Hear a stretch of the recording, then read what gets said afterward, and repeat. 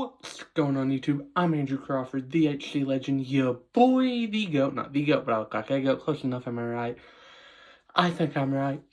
And if you have watched the first few episodes, congratulations, because you have made it to the top half of the series, the end of it, where I will be discussing from 50 to 41, 40 to 31, 30 to 21, and 20 to 11, and then 10 to 1. But first, we have to do 50 to 41. Let's get right into it. Number 50, the former NXT champion, one of the very best of this era, Carmelo Hayes. Carmelo Hayes is a wrestler that from the second he stepped up, they might as well have said, this guy's gonna be a big deal. Because when he came out to NXT's biggest star, Adam Cole. At the time, that was NXT's big, that was their unstoppable star. And when Adam Cole asked what Carmelo Hayes thought he had that made him so special, Carmelo Hayes looked Adam Cole in the eyes. And to quote John Cena on July 2nd, 2002, when he debuted, ruthless aggression, said the words, yeah, same energy, smacked Adam Cole, and since then has cemented himself as one of the biggest stars in the modern day era, that is, the NXT. I'm guessing this is like 3.0 at this point then. And, when he gets to the main roster, we're going to have some fun.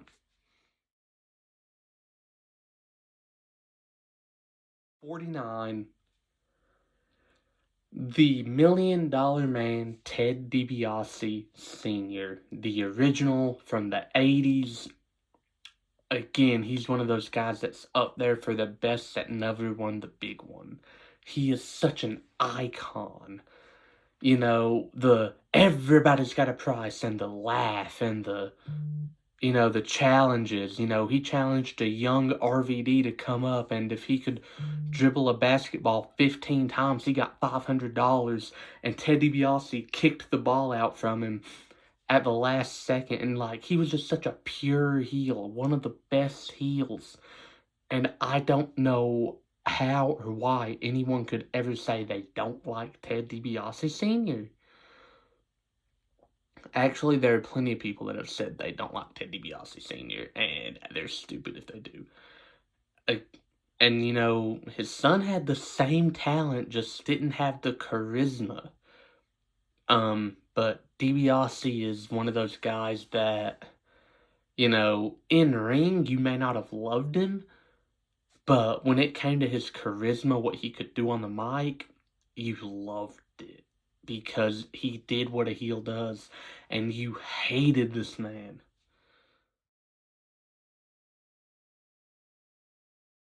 48, Rob Van Dam.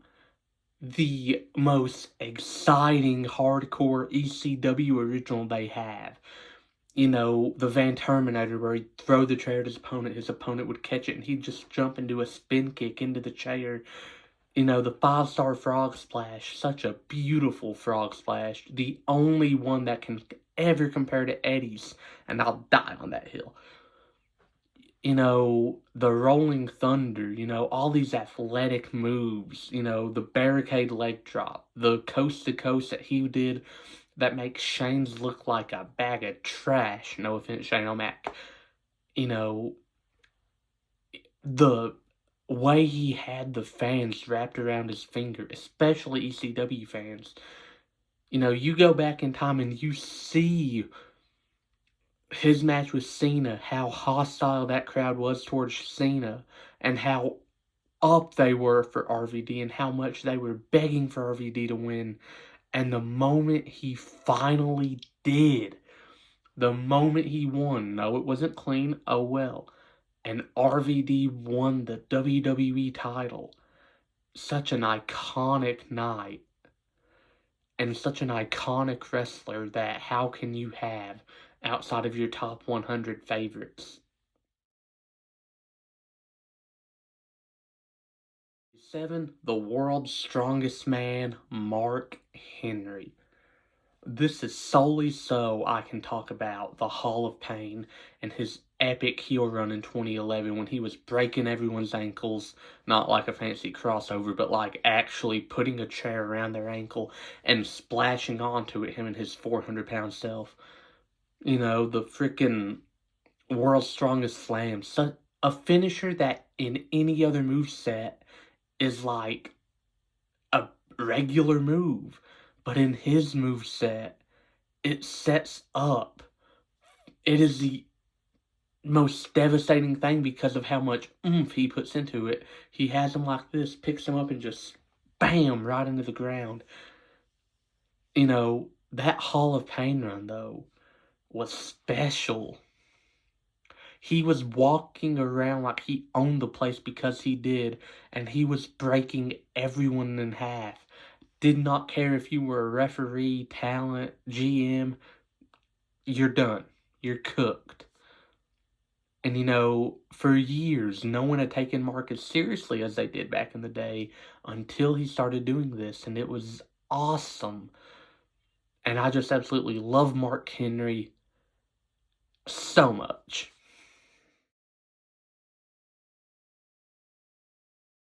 Number 46, Bobby Lashley, a former United States, Intercontinental, and WWE and ECW champion. A man that truly, when it comes to power, he may not look like he could. Well, no, he looks like it, but this man's a brute. This man could have went to the Olympics in like legitimate wrestling, the same kind that Kurt Angle won a gold medal with a broken freaking neck.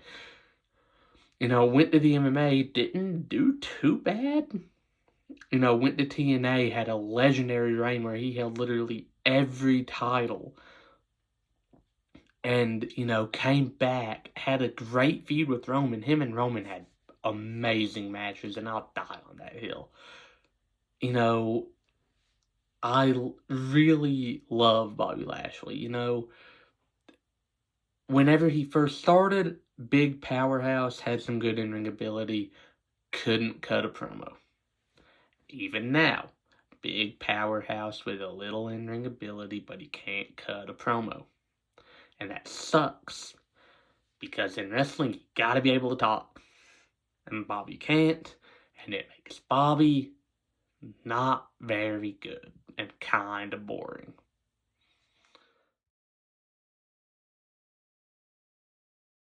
45, the late great, may God rest his soul, Bray Wyatt. Bray Wyatt is one of those wrestlers that genuinely has to have a special place in your heart because his mind for the business is nearly unmatched. His mind for, you know, gimmicks, you know, again, unmatched. The Wyatt family, the swampy cult leader, the demon clown of the Fiend. All of it stems from a Bray Wyatt idea that went a long way with creative, you know. He went from being, hey, Husky Harris, to Bray Wyatt, an absolute living, well, I'm sorry, to an absolute legend of the business. You know, his feuds with Daniel Bryan, John Cena, Randy Orton. I love the Orton feud. I'm gonna die on that hill. I love the Orton feud. His feud with Braun. His feud with Seth. The matches sucked, but the feud itself was pretty fire. You know, the feud with Braun. Well, I already said Braun. Basically, he has good feuds. He's a great wrestler. God rest his soul. I'll miss you, Bray Wyatt.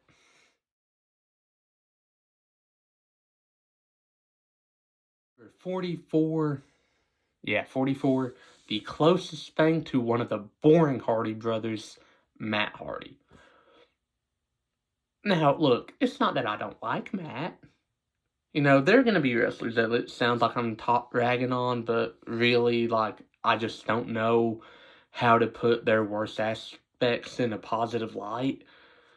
Matt's one of those guys, you know. He's just not as popular as Jeff. Sorry, bro. The best you ever were, like, the closest you ever were to more popular than Jeff was the broken stuff in TNA with the delete. That was your most popular version. But I will give Matt this. He's a better pure in-ring worker than Jeff. He just doesn't do the crazy, hey, this ladder's pretty tall, I'm going to jump off it. But, you know, he can do the, you know, the headlocks, the submissions, the chain wrestling in a way that Jeff couldn't. And, you know, I can't believe that that's what sets him apart. And I also can't believe that that was honestly a holdback for Matt. Because if he would have been doing the crazy, like, I'm going to jump this, you know, 30-foot drops, you know, he probably would have been a world champ. But since he's not, he's my favorite wrestler, and in my opinion, the best wrestler to never win the WWE Championship. Bite me.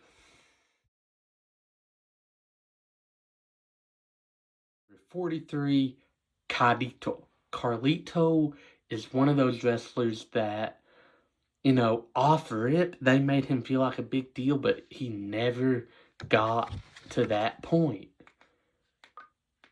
And it sucks because Carlito was so good in the ring, so talented. But WWE never pulled the trigger beyond a mid-card title and a tag title. And that sucks. But what he could do, he beat John Cena for the US title on his first night. Had several banger matches for the Intercontinental title with guys like Jeff Hardy and I think Shelton Benjamin. And, you know, when he was in the tag team division, and, you know, that is the only tag team feud I remember from the Ruthless Aggression era. Carlito and Primo, and The Miz and John Morrison. And, you know, Carlito has done his best. You know, now that he's back, maybe he'll get that world title match he deserved. And world title run he deserved. If he don't, oh well. But if he does, my prayers have been answered.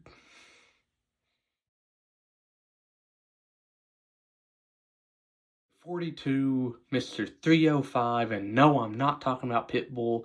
I'm talking about MVP. Half man, half amazing. A former United States champion and tag team champion alongside Matt Hardy. That was a whole feud tag team thing. It was really funny, actually. You know, MVP, when he showed up, you know, they billed him as this is the biggest contract that they've ever offered a SmackDown superstar, you know, for the story purposes to make him feel like, okay, he's a big deal because they gave him a lot of money. And just his entire gimmick, you know, was full of stuff that, like, little kids could get into and chant with him.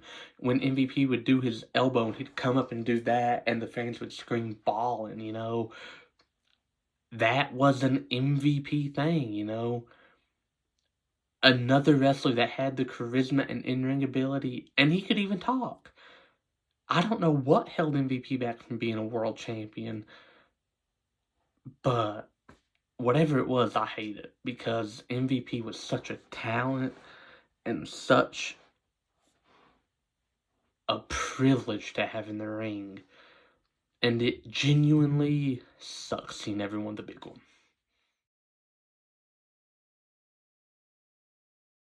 41, Ravishing Rick Rude. Rick Rude was everything WWE wanted to make the Velveteen Dream. He was this brass, cocky, arrogant superstar that could back it up every night. And not to mention, this is how much of a heel and a jerk he was. He wore his opponent's wife's face on the crotch of his tights. And just the arrogance that Rick Rude, exuded and how cocky he was and how much of a jerk he was. You honestly gotta love it. Rick Rude's one of those guys that, again, never won the big one in WWE, and it sucks. But he did win the Intercontinental title, but, you know, great wrestler, never got over the hump. Don't know what Vince had against Rick Rude because he had everything Vince wanted. Oh well, but Rick Rude, you are appreciated, as I just showed. Thank you for your very hilarious contributions to WWE. And that's the video. Did you like it? Did you hate it? Did you love it? Tell me about it in the comments below. Don't forget to like, share, and subscribe. Stay tuned because literally dropping right after this or right before this, my Survivor Series predictions for the year 2023. And next week I will be doing 40 down to 31. Ooh, how much fun this is going to be. And, unlike John Cena, I can see you, and I will see you very soon.